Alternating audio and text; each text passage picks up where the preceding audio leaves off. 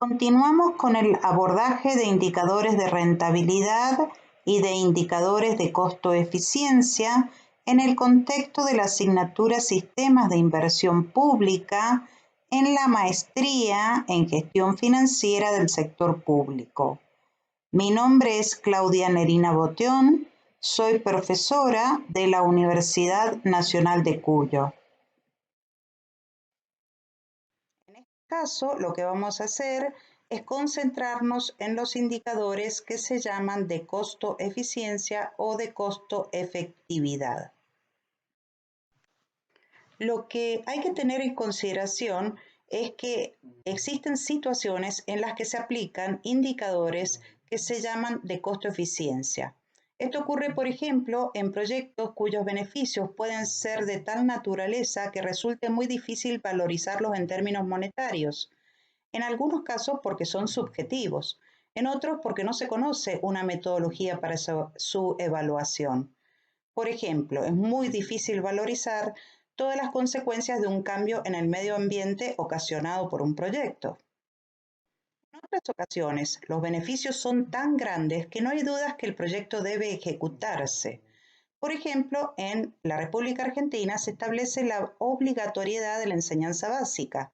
Los beneficios de esa educación son tan grandes que todos los habitantes del país deben alcanzarla. Entonces, en este caso, para elegir cuál es el proyecto más conveniente, se opta por la alternativa de mínimo costo. Por último, se pueden comparar proyectos con distinto número de beneficiarios. Por ejemplo, proyectos que asistan a diferentes alumnos, proyectos que involucren diferentes vehículos o diferentes atenciones médicas, etc. Esto es lo que vamos a ver entonces a continuación. Hay dos indicadores muy importantes para el análisis de costo-eficiencia, que es el valor actual de los costos y el costo periódico equivalente. Cuando este costo periódico equivalente, por ejemplo, se calcula a partir de un flujo cuya periodicidad es anual, será el que se llama CAE, es decir, costo anual equivalente. Lo mismo que ocurría con el valor periódico equivalente. Hay que tener presente que estos indicadores sirven para la comparación de dos o más proyectos mutuamente excluyentes cuyos beneficios brutos son idénticos y muy difíciles de medir. Es decir, lo que tenemos que estar seguros para la aplicación de estos indicadores es que nos encontramos frente a la igualdad de beneficios. Entonces, ante alternativas que presentan los mismos beneficios, optamos por la que tiene menor costo. Por lo tanto, entonces, si vamos a comparar dos proyectos o más que son mutuamente excluyentes, lo primero que tenemos que garantizar es que estemos frente a beneficios brutos idénticos y que sean difíciles de medir, porque si no siempre hay que tratar de calcular los beneficios. Fíjense lo importante que vamos a presentar a continuación.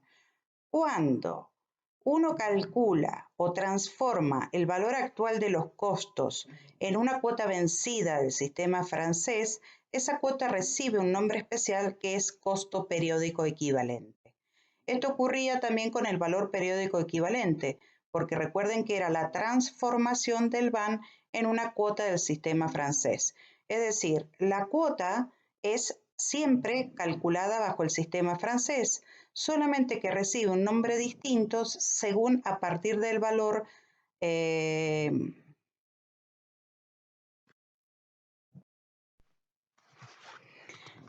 fíjense, cuando nosotros tenemos que seleccionar entre varios proyectos, ¿cuál sería la forma correcta de hacerlo? Y ahí vamos a clasificar los proyectos y vamos a tener en consideración que si son de igual duración, vamos a elegir el proyecto de menor costo según el menor valor actual de los costos. Si los proyectos tienen distinta duración, recuerden que hablábamos de alternativas que son no repetibles y en ese caso también podemos seleccionar la del menor valor actual de los costos. En cambio, cuando las alternativas son repetibles, si estas alternativas tienen costos yuxtapuestos o tienen ciclos, mejor dicho, yuxtapuestos, lo que hay que optar es por el de menor VAC conjunto o repetido o menor costo periódico equivalente. En cambio, si los ciclos eran superpuestos o estaban alejados entre sí, no se podía ya recurrir al costo periódico equivalente, sino que había que ir por el indicador menor valor actual de los costos conjuntos o repetidos. Si ustedes miran esta diapositiva, es muy similar al uso del VAN y del valor periódico equivalente, solamente que acá nos estamos concentrando en la minimización de costos. Veamos el caso número 3, que es un caso donde vamos a analizar el cambio de equipo y la idea es determinar el tamaño óptimo del ciclo de cambio de equipos. Posibilidad de comprar una máquina A o una máquina B. Vamos a considerar que la máquina A tiene un valor de inversión de 60.000 pesos y que puede estar sujeta o no a mantenimiento. En caso de no realizarse el mantenimiento de la máquina, su vida útil llega a ser de 3 años, con un valor residual al cabo de los 3 años de 9.000 pesos. Mientras que si se le hace mantenimiento, un mantenimiento de 5.000 pesos por año vencido, la vida útil de esta máquina se extiende un año, o sea, pasa de ser de 4 años, y el valor residual pasa a ser de 16.000. Con el tema de la máquina B, vamos a considerar solo la opción sin mantenimiento para simplificar el análisis solo a 3 alternativas. En este caso, la inversión es de 42.000 pesos, más barata que el de la máquina A, tiene un valor residual al cabo de 2 años, que es su vida útil, de 3.000 pesos. Y para todo el análisis vamos a considerar la tasa de descuento del orden del 10%. Cuál es el tamaño óptimo del ciclo de cambio de equipos, pensando en igualar los horizontes temporales de todas las opciones, es decir, utilizando lo que se denomina la cadena de reemplazos. En este sentido, hay que elegir un horizonte temporal común. Vamos a elegir el de 12 años, porque si ustedes piensan, tenemos un proyecto A sin mantenimiento que dura 3, uno B sin mantenimiento que dura 2, y uno A con mantenimiento que dura 4 años, estamos con un horizonte común a los 12 años. Por ejemplo, veamos el flujo de la máquina A sin mantenimiento en ese lapso de 12 años. En ese lapso se pueden realizar 4 ciclos de compra de la máquina A. El primero comenzaría en 0 y terminaría en 3. Fíjense que estamos poniendo la inversión de la máquina en 0 y el valor residual de esa máquina en 3. El segundo ciclo comenzaría inmediatamente en 3 y terminaría en 6, y así sucesivamente. Como se trata, fíjese, de proyectos que tienen ciclos yuxtapuestos, luego vamos a demostrar que también se podría aplicar el costo periódico equivalente, en este caso si son años, el costo anual equivalente. Una vez que tenemos el flujo, incluida todas las repeticiones, hacemos la suma vertical de manera de lograr la línea repetida, que es la línea de costos que está figurando en azul. ¿Por qué costos si hay valores residuales que son positivos? Porque ya hemos indicado en varias oportunidades que los valores residuales forman parte de los costos. Cuando uno a este flujo azul lo transforma en un valor actual, estamos calculando en el fondo el valor actual de los costos, incluidas las repeticiones, es decir, valor actual de los costos repetidos o conjunto. De 12 años se pueden hacer 3 ciclos de la máquina A con mantenimiento. Lo que está difiriendo respecto del caso anterior es que ahora, por ejemplo, el primer ciclo comienza en 0 y termina en 4. El valor residual ya no es 9.000, sino 16.000. Pero para poder lograr la extensión de un año y lograr el aumento del valor residual, hay que incurrir en costos de mantenimiento de la máquina de 5.000 pesos por año, y eso es lo que estaría figurando de 1 a 4. Así se armaría también el segundo ciclo y el tercer ciclo, y cuando uno tiene los 3 ciclos armados, hace la suma vertical, obtiene el conjunto que está en azul, fila de abajo de la tabla, y ese conjunto se puede resumir nuevamente en un valor actual de los costos incluidas las repeticiones, y en este caso este resulta igual a 139.549,28.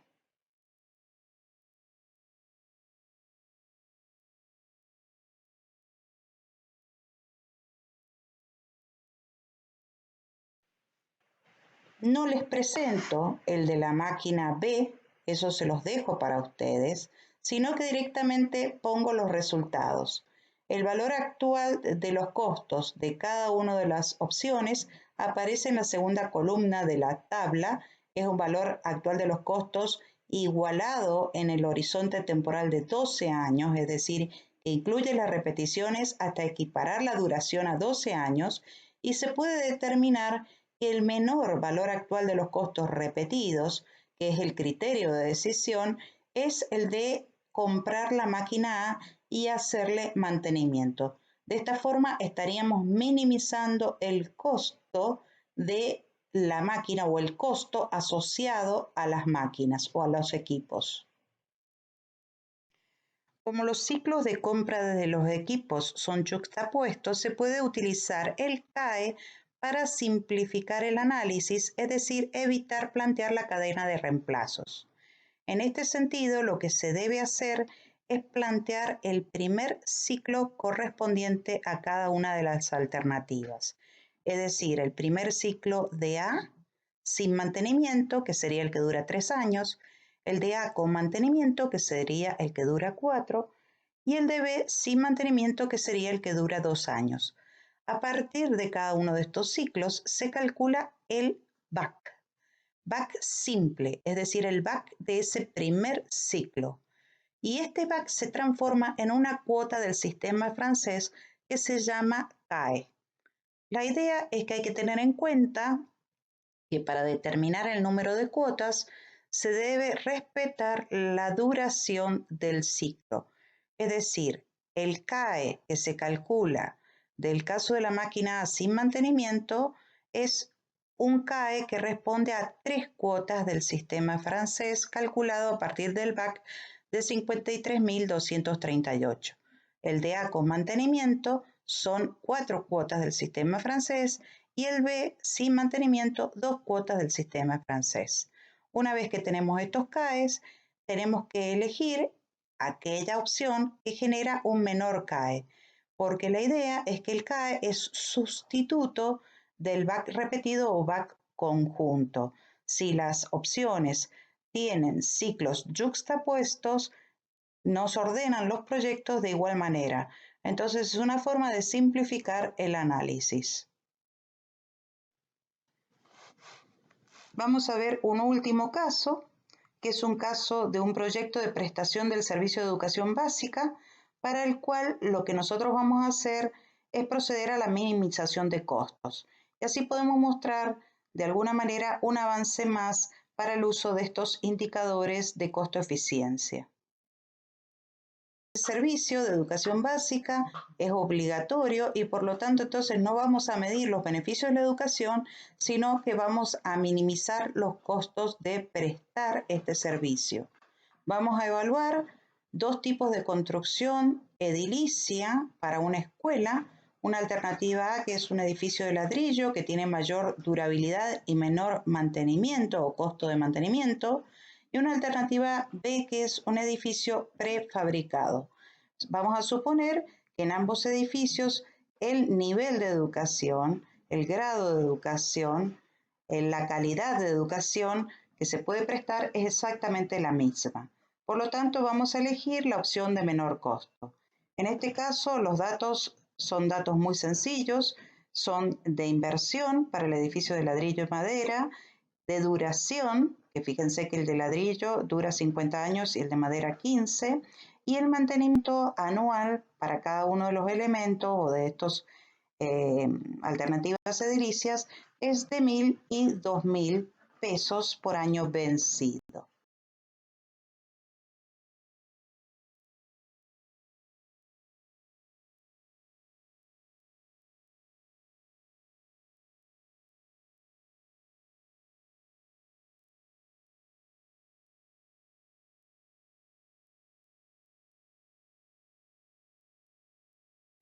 Si uno planteó los flujos de costos de cada alternativa, puede transformarlos en un BAC o en un costo anual equivalente. En este caso se presenta una tabla en la que se exponen estos valores para 3 tasas de descuento anuales alternativas del orden del 10, 15 y 20%.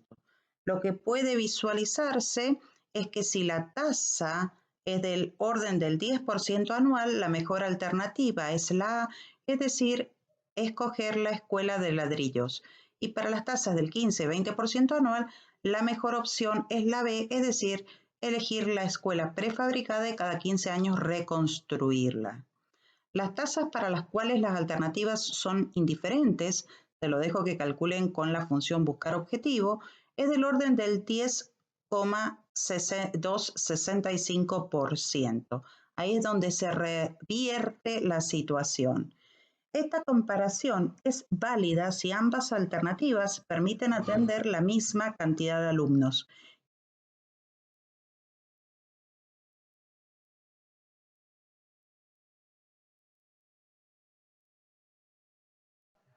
En este caso, fíjense que vamos a suponer que tenemos distinta cantidad de alumnos que los proyectos nos permiten atender. Por ejemplo, la alternativa A permite atender 300 alumnos y la alternativa B permite atender 250 alumnos. En este caso ya no basta comparar los CAE, sino hay que calcular el CAE por alumno. Es decir, por ejemplo, se toma el CAE de la alternativa A y se divide por 300 y el de la alternativa B y se divide por 250. Lo que nos damos cuenta es que para las tasas del 10 y 15%, la escuela que presenta menor CAE por alumno es la A y en el caso de la tasa del 20%, la escuela que presenta menor CAE por alumno es la B. Si la tasa es del 15% anual, por ejemplo, el CAE por alumno es menor en la alternativa A que en la alternativa B. Si los niños a atender son 300, no hay duda que A es la mejor, pues se logra un costo por alumno más bajo y además atiende a todos los alumnos. Pero veamos ahora la otra situación. ¿Qué pasaría si la tasa es del 20% anual? En este caso, fíjense nuevamente, miremos la minimización de CAE. Si la tasa es del 20% anual, el CAE por alumno es menor en la alternativa B que en la alternativa A. Sin embargo, con la alternativa B no atendemos el total de alumnos, por lo tanto no se puede aconsejar directamente que se elija la alternativa B. La pregunta relevante en este caso es, ¿vale la pena gastar la diferencia de CAE, que en este caso sería 21.002 para la alternativa A y 16.972 para la alternativa B? Es decir, esta diferencia sería de 4.030 pesos adicionales por año para atender 50 niños adicionales. Repito, ¿vale la pena gastar 4.030 adicionales por año para atender 50 niños adicionales? Fíjense que la respuesta a esto es que nos está diciendo que cada niño adicional está costando 80,60 por año. Y ahí habrá que ver las opciones que enfrentamos para atender fuera de estas dos posibilidades a esos 50 niños. A modo de resumen, para el caso de la tasa del descuento del 20% anual, teniendo en consideración que hay que educar 300 alumnos, si nos guiamos por la alternativa A, el costo de educar cada uno de esos 300 alumnos es de 70 pesos. La alternativa B aparentemente tiene un costo por alumno más barato, pero solamente nos permite educar 250 alumnos. Por lo tanto, hay que recurrir a una alternativa complementaria de la alternativa B que nos permita educar los 50 alumnos restantes. Por ejemplo, podría ser trasladar los alumnos a un edificio escolar cercano. Y en este caso hay que tener en cuenta cuál es el costo unitario de cada uno de esos 50 alumnos. Y vamos a ver que hay un costo límite, que es el de 80 pesos.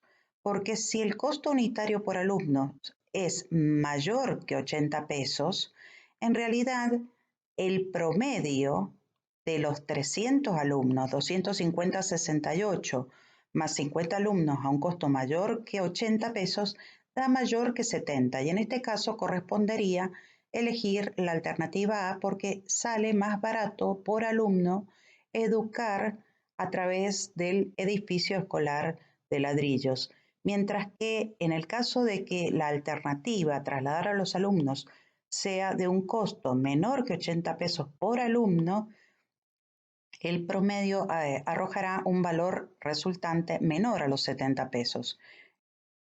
La opción adecuada sería construir el edificio prefabricado, ahí educar los 250 alumnos y los 50 restantes trasladarlos al edificio más cercano para que puedan ser educados. Esta sería la forma de la aplicación del costo por unidad, teniendo en cuenta alternativas que no nos permitan educar el mismo número de asistentes. Que hemos usado es el de costo medio. Lo hemos usado en el proyecto de los tomates, en el armado de flujo, diapositivas que fueron empleadas en un video anterior. Fíjense que nosotros cuando calculamos el costo medio dijimos que era el costo periódico equivalente dividido el número de unidades. Sin embargo, algo que quiero mencionar a grandes rasgos, y para eso después les dejo el libro para que profundicen, es que esta fórmula es correcta siempre y cuando las cantidades sean constantes a través del tiempo. Pero la fórmula no lo va a hacer en algunas situaciones que pueden presentarse y son muy comunes en la práctica, que es cuando las cantidades no son constantes o cuando algunos costos dependen del precio de venta por unidad, como ocurre con el impuesto sobre los ingresos brutos, o cuando algunos costos dependen de los ingresos y del resto de los costos del proyecto, como es el caso del impuesto a la renta. Para el caso del costo medio, recuerden que nosotros hemos dicho que se puede buscar el precio de nivelación y la fórmula correcta de hacerlo es buscar ese precio de venta, en este caso del bien que nosotros vamos a vender, que haga el van del proyecto igual a 0. Podría seguirse el procedimiento de calcular los costos y luego a partir de estos costos llegar al costo medio, pero es un procedimiento muy complicado en los casos, por ejemplo, cuando las cantidades no son constantes o cuando hay costos que dependen de los ingresos de venta y del resto de los costos. En este caso se hace muy dificultoso. Les aconsejo mirar la bibliografía existente, hay muy poco al respecto, pero en el libro de evaluación de proyectos van a poder encontrar un avance respecto de este caso. Yo en el video por el momento lo dejo de lado. Como es mi costumbre, le dejo bibliografía para que puedan profundizar. Hay muchos temas sobre los cuales se pueden profundizar. Les recomiendo que miren en el libro de evaluación privada de proyectos el uso de costo medio para distintas situaciones, porque ahí van a encontrar distintos casos en los que podrían llegar a aplicar este indicador y cómo simplificar el análisis a través de su uso.